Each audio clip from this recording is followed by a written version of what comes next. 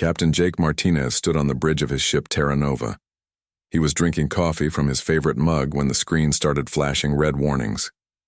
His crew had been exploring this part of space for 3 months now. They were looking for new planets and new friends among the stars. "Captain, we have a big problem," said Amy Foster. She was the woman who handled all the radio calls for the ship. Her face looked worried as she stared at her computer screen. "Something huge just appeared in front of us." Jake put down his coffee mug and walked over to the big window at the front of the bridge. What he saw made his eyes go wide. A ship, the size of a small moon, was floating in space right in front of them. It was black and covered with what looked like thousands of weapons. The ship had spikes and towers all over it. It looked like someone had tried to make the scariest thing possible. "Well, that's new," said Pete Johnson. He was the man who fixed all the machines on their ship. Pete was eating a sandwich while he looked at the alien ship. "Think they're friendly?" Before anyone could answer, their radio started making noise. A voice came through the speakers. It was deep and sounded very angry. The voice spoke in a language they had never heard before, but their computer changed it into English words. "Small beings of the dirt planet," the voice said. "We are the great and powerful empire of Zephyria. We have taken over 10,000 worlds. We rule the stars. You will bow down to us now because we are the masters of everything that exists in space." Lisa Parks was the woman who helped steer their ship. She covered her mouth with her hand to hide a smile. "Did they just call Earth a dirt planet?" she whispered to Amy. Amy was trying not to laugh. "I think they did. And did you hear how they said they rule everything?" "That sounds like something a kid would say." The alien voice kept talking. "We have come to tell you that your tiny world now belongs to us. You will give us all your food, all your money, and all your people will work for us. This is not a choice. This is what will happen." Jake pressed the button to talk back to the aliens. He tried to sound polite and friendly. "Hello there. This is Captain Jake Martinez. We come in peace. We would like to be friends and talk with you." There was quiet for a moment. Then the alien voice came back, sounding even more angry than before. "How dare you speak to the mighty Overlord Zixtherin without getting on your knees first? We have destroyed armies that filled entire star systems. Our power is like the darkness of space itself. It goes on forever and crushes everything in its path." Dr. Karen Blake was the ship's doctor. She was a smart woman who always stayed calm when things got crazy, but when she heard this, she started laughing. She tried to stop herself, but the laugh came out as a loud snort. The alien voice stopped talking. Everyone on the bridge could feel that the aliens had heard Dr. Blake laugh at them. "Did someone just laugh at us?" the alien voice asked. Now it sounded confused instead of angry. Tony Clark was the ship's security chief. He was a big man who had been a soldier before he joined the space program. Tony looked at the alien ship and shook his head. "Boss, I've seen a lot of tough guys in my time. The really dangerous ones don't waste time telling you how scary they are. They just show you." "What do you mean?" asked Jake. "Look at that ship," Tony said, pointing at the huge alien vessel. "It's covered in weapons, but half of them are pointing at each other. And see those spikes? They're just for show. They don't do anything useful. This whole thing looks like someone took a regular ship and glued scary decorations all over it." Pete the engineer was nodding. "Tony's right. I've been looking at their ship with our cameras. Those weapons are real, but they're not set up very well. It's like they care more about looking frightening than actually being good at fighting." The alien voice came back on the radio. "We demand that you stop laughing at us right now. We are the terror of the galaxy. When other worlds see our ships, they shake with fear." Amy Foster looked at her captain. "Should I tell them that we're not shaking?" "Maybe we should be more polite," said Lisa Parks. But she was smiling when she said it. Jake thought for a moment. These aliens clearly had big ships and lots of weapons, but everything about the way they talked and acted seemed strange. They spent more time bragging about how powerful they were than actually showing any power. "Overlord Zixtherin," Jake said into the radio. "We respect your strength, but we are peaceful people. We don't want to fight anyone. Maybe we can talk and become friends." "Friends?" The alien voice sounded shocked. "We do not have friends. We have servants and enemies, that is all. You will choose which one you want to be. Dr. Blake was looking at readings from their sensors. Captain, I'm getting some interesting information about their ship. Their life support systems are running at maximum power, but there can't be more than a few hundred people on that huge ship. Either they're very wasteful, or most of that ship is empty space. Empty space full of... What? Asked Tony. Based on these readings, I'd say empty space full of more decorations and big empty rooms designed to make visitors feel small and scared. Jake was starting to understand what was happening. These aliens had huge ships and big weapons, but they seemed to care more about looking scary than actually being dangerous. Real warriors didn't waste time making long speeches about how tough they were. The alien voice spoke again. You have one of your Earth minutes to decide. Surrender to our greatness, or we will show you the power of our incredible weapons. Amy. Foster looked at her captain.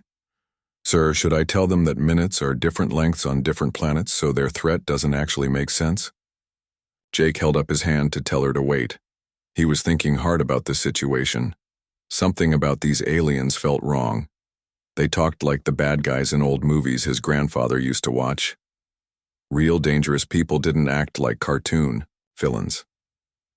Captain, said Pete quietly, I think these guys might be all bark and no bite. Jake nodded slowly. He was starting to think the same thing, but he needed to be careful. Even if these aliens were not as dangerous as they pretended to, they still had a ship full of weapons pointed at his crew.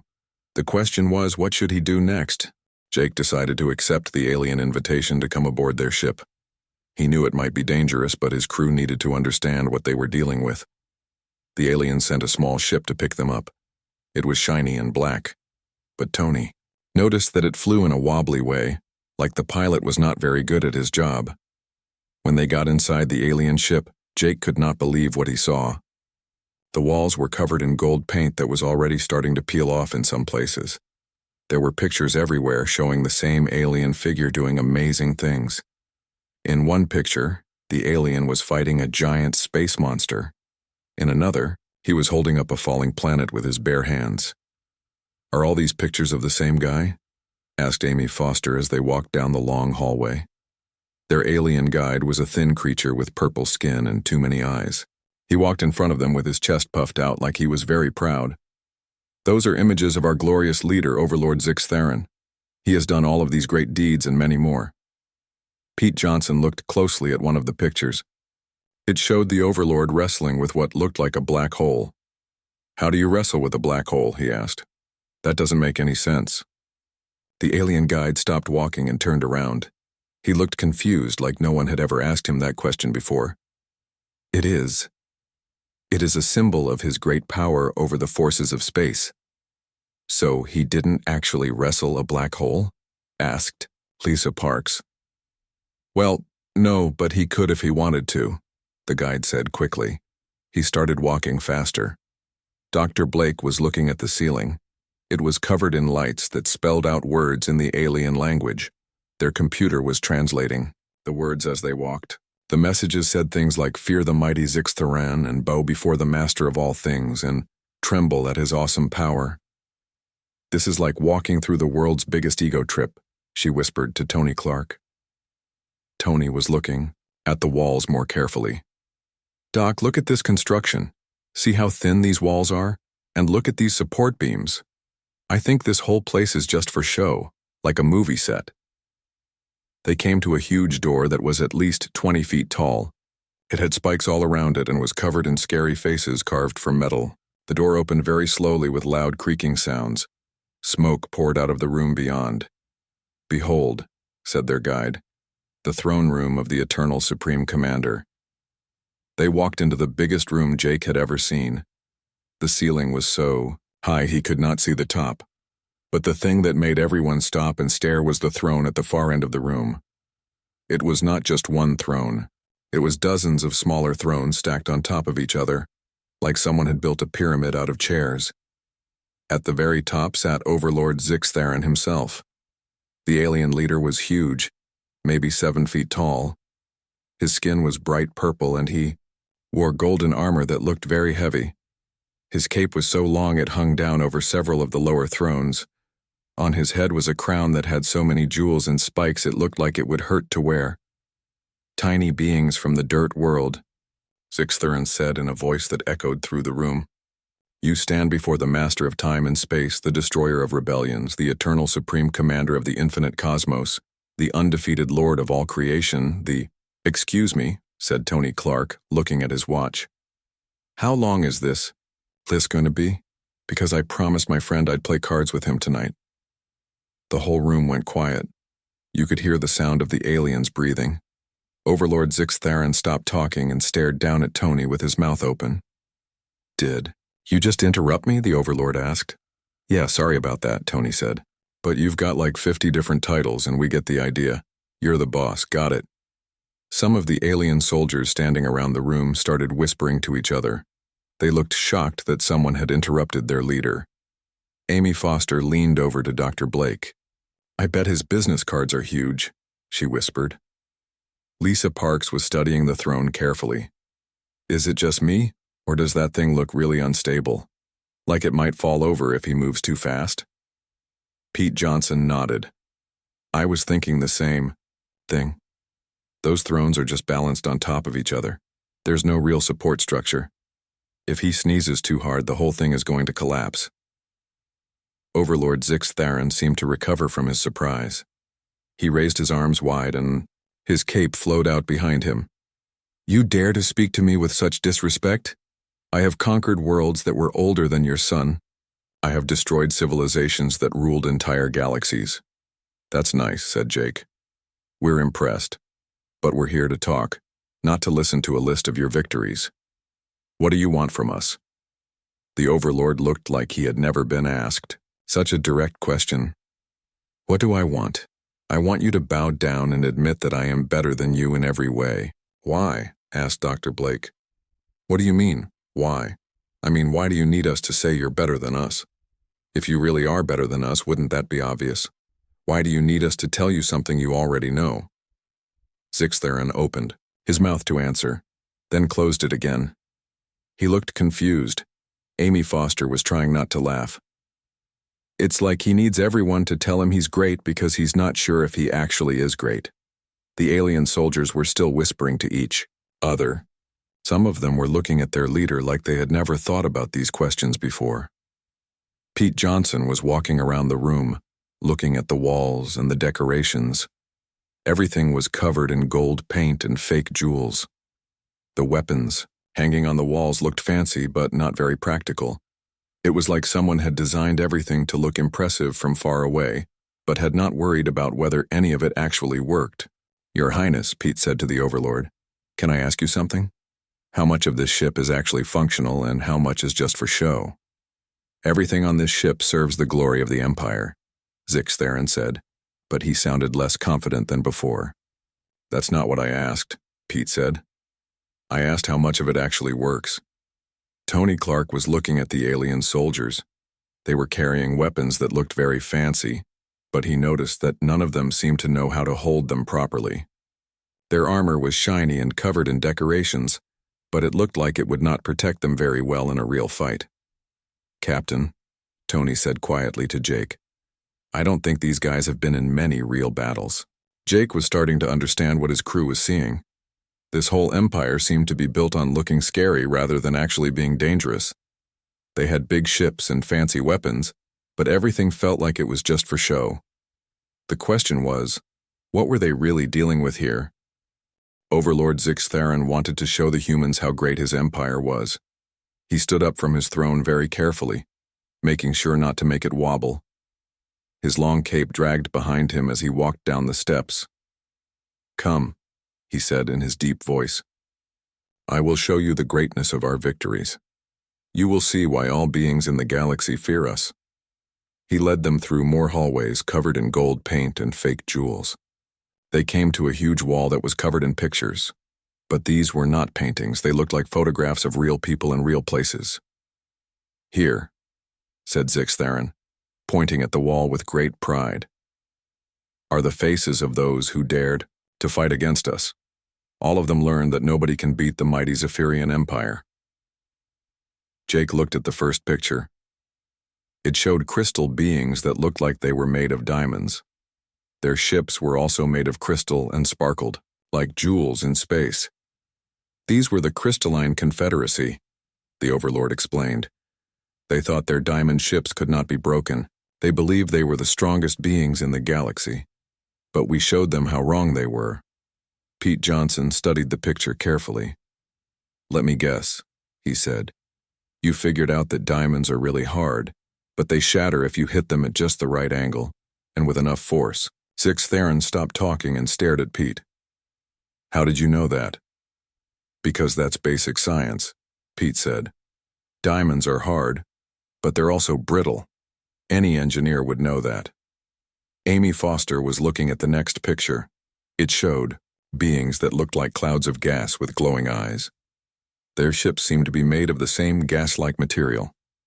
"The gaseous collective," said Zixtheron, but he sounded less confident now. "They could turn their bodies into gas and walk through walls. They thought no prison could hold them and no weapon could hurt them. And you beat them by using vacuum." "Chambers," said Dr. Blake, "you sucked all the air out of a space and they couldn't exist anymore." The Overlord's mouth fell open. "But how could you possibly know our secret battle plans?" "They're not secret," Dr. Blake said. "That's just basic physics. Gas needs space to exist. Take away the space, and the gas has nowhere to go." Tony Clark was looking at a third picture. It showed robots that were perfectly designed and very shiny. Their ships looked like they were built by machines, with every part in exactly the right place. "The Machine Republic," Zixtheron said. But now his voice was getting quieter. "Their computers could think faster than any living being. They calculated every possible outcome of every battle. They said they could not lose because their logic was perfect." "Perfect logic with wrong information is still wrong," said Lisa Parks. "You probably just lied to them or gave them false data. Their computers made perfect plans based on bad information, so the plans didn't work." All the alien soldiers standing around the room were looking at each other with worried faces. Some of them were whispering quietly. Jake was starting to see a pattern. "Let me understand this," he said. "You've been going around the galaxy finding civilizations that are really good at one thing. Then you show up with the one thing that beats their specialty." "That is not true," Zixtheron said, but he didn't sound sure anymore. "It is true," said Amy. "The crystal people were great at being hard, so you learned to shatter them. The gas people were great at being flexible, so you learned to contain them. The robot people were great at logic, so you learned to lie to them." Pete was walking along the wall looking at more pictures. "Look at this pattern," he said. "Here are the Fire Lords, who probably got beaten by water. Here are the Ice Masters, who probably got beaten by heat. Here are the Gravity Controllers, who probably got beaten by someone who understood that gravity works both ways." Dr. Blake was shaking her head. "This isn't conquest. This is like playing rock, paper, scissors with people who only know how to play rock." "What is this rock, paper, scissors?" asked one of the alien soldiers, Tony explained. "It's a simple game. Rock beats scissors, scissors beats paper, and paper beats rock. But if you only know how to play rock, then anyone who knows paper will beat you every time." "That's what you've been doing," said Lisa. "You find civilizations that only know rock, then you show up with paper and call it a great victory." The alien soldiers were talking to each other more loudly now. They sounded upset and confused. Zixtheron tried to make his voice sound strong again. "You do not understand the complexity of our strategies. We are master tacticians who have studied warfare for thousands of years." "Have you ever fought anyone who knew how to do more than one thing?" asked Jake. The Overlord was quiet for a long moment. "What do you mean?" "I mean, have you ever fought a civilization that was good at many different things? One that could adapt and change their tactics?" "All civilizations have weaknesses," Zixtheron said, but he sounded like he was trying to convince himself. "Sure they do," said Dr. Blake. "But smart civilizations have backups for their weaknesses. They don't put all their eggs in one basket." Amy was looking at more pictures on the wall. "I noticed something interesting," she said. "All of these civilizations look really advanced. Their technology looks better than yours. Their ships look More efficient, their weapons look more practical. That is impossible, said Zixtherin. We conquered them, so we must be better. No, said Pete. You tricked them. There's a difference between being better and knowing one simple trick that works against a specific weakness. Tony was studying the alien soldiers. I bet if we called up any of these civilizations right now, they'd tell us an interesting story. I bet they'd say that after you conquered them, you mostly left them alone. You probably just made them pay taxes and put up statues of you. That is how proper conquest works, said Zixtherin, but he was starting to sound defensive. No, said Jake. That's how a protection racket works. You're not conquerors. You're bullies with good marketing. The room was getting very quiet. The alien soldiers were looking at their leader with new eyes. Some of them looked embarrassed. Others looked confused, like they were hearing these ideas for the first time. We have mighty weapons, Zixtherin said, but his voice was much smaller now. Weapons you've never had to use against anyone who knew how to fight back, said Tony. I bet most of your battles were over before they started. You probably just showed up, demonstrated your one trick, and everyone surrendered rather than fight a battle they couldn't win. Lisa was nodding. It's actually pretty smart in a way, but it's not the same thing as being a great military power. The humans could see that they had completely changed how everyone in the room was thinking. The great and terrible Zephyrian Empire was starting to look like something very different from what they had pretended to be. Jake wondered what would happen next. Overlord Zixtherin was getting angry and embarrassed. The humans had made him look foolish in front of his own soldiers. He needed to prove that his empire was still powerful and scary.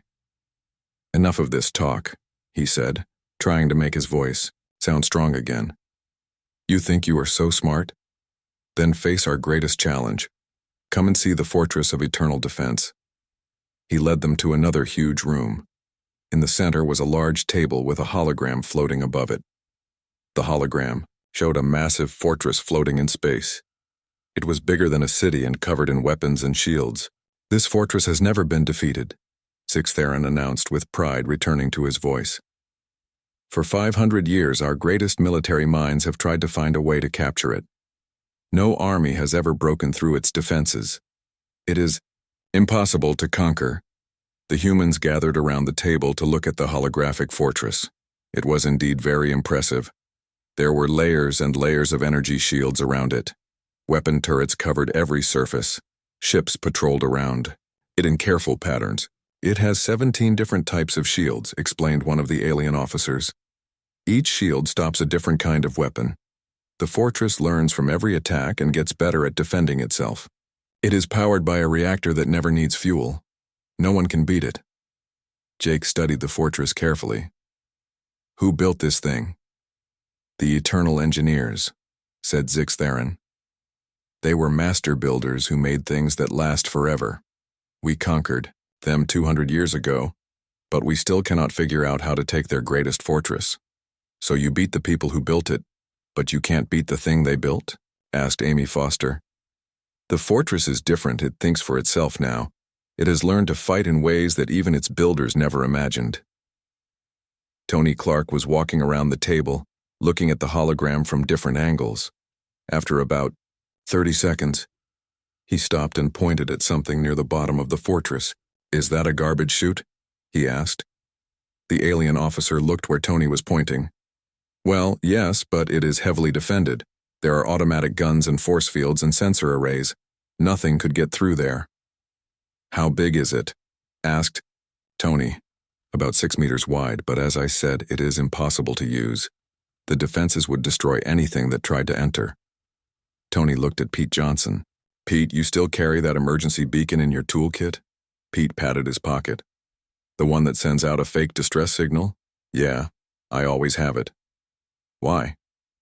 Amy, Tony said, turning to the communications officer.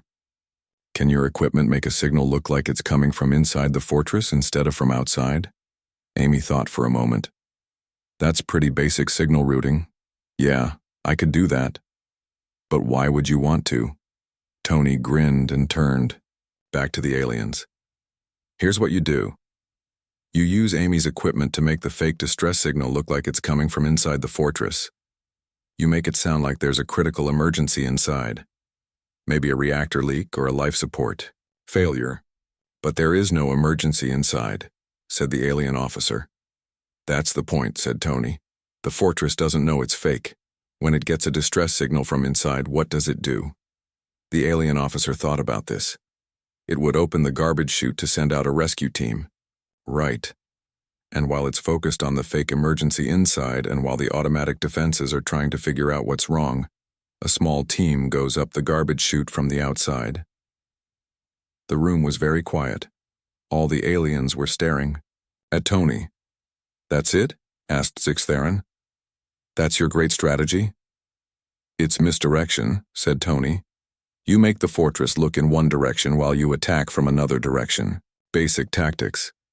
Pete was nodding. It's like magic tricks. You make the audience watch your right hand while your left hand does the real work. Dr. Blake was studying the hologram more closely. This would actually work. The fortress is designed to be smart, but it's programmed to care about the people inside it. If it thinks there's an emergency, it will put helping people first and defense second. But that's cheating, said one of the alien soldiers.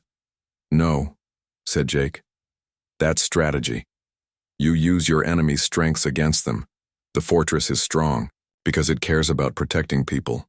So you make it think it needs to save people, and that creates a weakness you can exploit. Lisa Parks was laughing. You guys have been trying to break down the front door for 500 years. Did you ever think about trying the back door?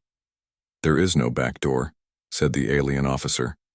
The garbage chute is the back door, said Amy. Every fortress needs a way to get rid of waste, and every back door is a potential way in if you're creative enough. Zixtheron looked very upset. But our greatest military minds have studied this fortress for centuries. How can you solve it in just a few minutes? Because you've been thinking like military minds, said Dr. Blake. You've been trying to fight the fortress. We're thinking like problem solvers. We're trying to understand the fortress. What's the difference? Asked an alien soldier. Military thinking is about using force to overcome obstacles, explained Tony. Problem solving is about finding ways around obstacles. Sometimes the way around is much easier than the way through. Pete was still looking at the hologram. This fortress was built by engineers, right? Engineers think in practical ways. They don't just build walls, they build walls with doors in them because walls without doors are useless. You just have to find the doors. And if you can't find the doors, added Amy, you create your own doors by making the fortress open them for you. The alien officers were talking to each other in excited whispers. They sounded amazed and confused at the same time. Is it really that simple? Asked one of them. The best solutions usually are simple, said Jake. Complex solutions are usually signs that you don't really understand the problem. Zixtheron sat down heavily in a chair. His big crown looked too heavy for his head. 500 years, he said quietly. 500 years of our best people trying to solve this puzzle, and you figured it out by asking if there was a garbage chute. Sometimes an outside perspective helps, said Dr. Blake kindly. When you're too close to a problem, you can't see the simple answers. But this means, said an alien officer slowly, that we are not as smart as we thought we were. It doesn't mean you're not smart, said Lisa. It means you've been thinking about things in only one way. Smart people can solve problems lots of different ways. Tony was grinning. Besides, now you know how to take the fortress. That's got to be worth something. The aliens were looking at each other with very different expressions than before. Instead of looking proud and confident, they looked curious and a little bit confused. It was like they were seeing their whole empire in a new way. Jake could tell that something important was changing in this room. Overlord Zixtheron was getting desperate. The humans had made his empire look foolish, and his own soldiers were starting to doubt everything they had believed about their greatness. He needed to prove once and for all that the Zephyrian Empire was superior. Fine, he said, standing up and trying to look powerful again. You think you are so clever? Then face our ultimate weapon. Face the mind that contains all the knowledge and wisdom of our entire empire. He led them to the biggest room yet. In the center was a massive computer that reached from the floor to the ceiling. It had thousands of lights blinking on and off. Screens covered every surface, showing numbers and symbols that moved too fast to read. "Behold," said Zixtheran, "the supreme intelligence of all strategic knowledge. It has the combined wisdom of every civilization we have ever conquered. It knows every battle tactic that has ever been used. It is impossible to defeat." The computer spoke in a voice that was even deeper and more dramatic than the overlords. "I am the supreme computational matrix of infinite strategic dominance.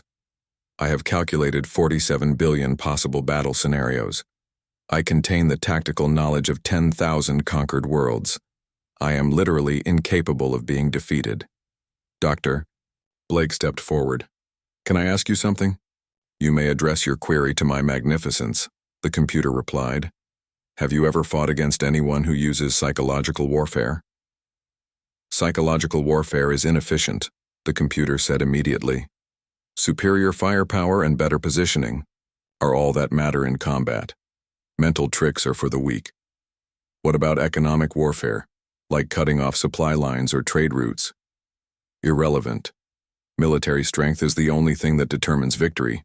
Economic factors are secondary concerns." Amy Foster joined the conversation. "What about guerrilla tactics? Hit-and-run attacks, fighting from hiding, that sort of thing." "Such tactics are cowardly and dishonorable," the computer announced.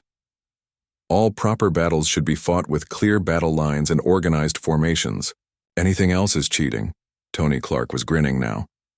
"What about fighting someone who uses humor as a weapon?" "Humor serves no tactical purpose," the computer said confidently. "It is a waste of time that distracts from serious military planning." The humans looked at each other. Then Jake started to chuckle. Amy began to giggle. Pete let out a snort of laughter. Within seconds, all 5 humans were laughing.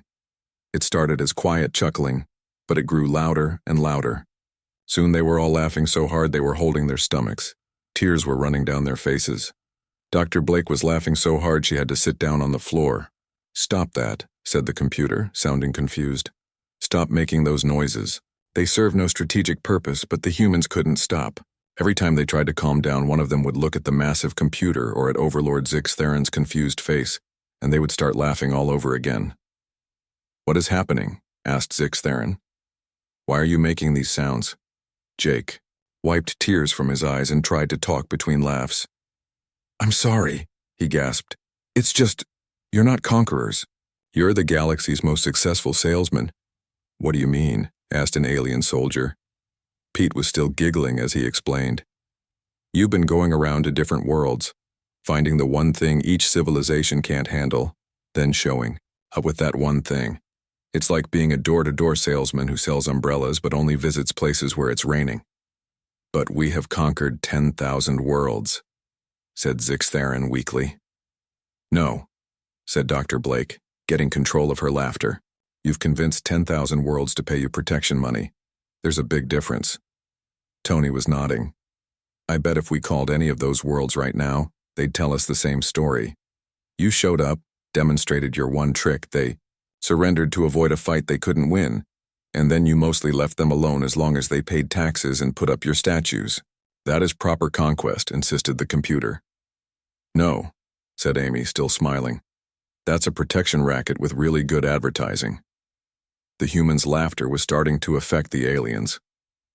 Some of the younger alien soldiers began to smile. Then they started to chuckle. Soon several of them were laughing along with the humans. "Stop laughing," ordered Zixtheran. "This is not funny." But it was too late. Once the laughter started, it spread through the room like a wave. More and more alien soldiers began to see the humor in their situation. They had spent their whole lives thinking they were fierce warriors, when they were actually just very good at finding civilizations that had obvious weaknesses. "Actually," said one alien officer between laughs, "it is kind of funny. We've been so serious about being the terror of the galaxy, but we've never actually fought anyone who knew how to fight back. We're like the school bully who only picks on kids with broken leg," said another alien soldier. Even the supreme computer seemed confused. "I do not understand this reaction. Laughter is not a tactical response. It serves no strategic purpose." "That's exactly the problem," said Lisa Parks. You think everything has to have a strategic purpose. Sometimes things are just funny. Jake had finally gotten his laughter under control.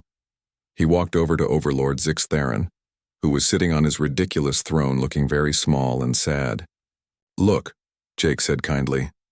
There's nothing wrong with what you've been doing. You found a way to convince people to join your empire without having to fight big wars. That's actually pretty smart.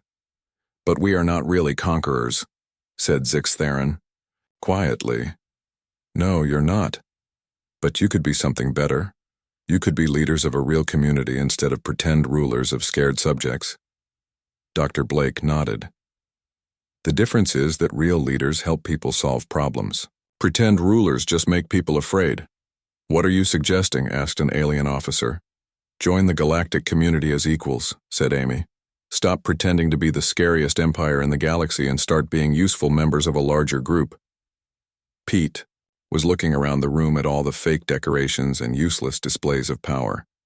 You could take all the energy you've been putting into looking frightening and use it to actually help people. That would be much more impressive. Tony was grinning. Plus, you'd probably have a lot more fun. Being scary all the time must be exhausting. Zix Theron was quiet for a long moment. Then he started to smile. It was a small smile at first, but it grew bigger. Soon he was chuckling along with everyone else. You know what?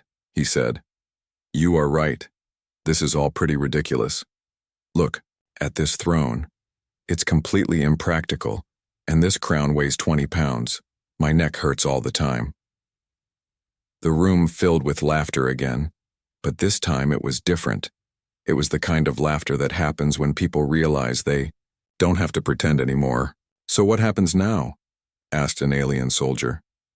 Jake smiled. Now you decide who you really want to be.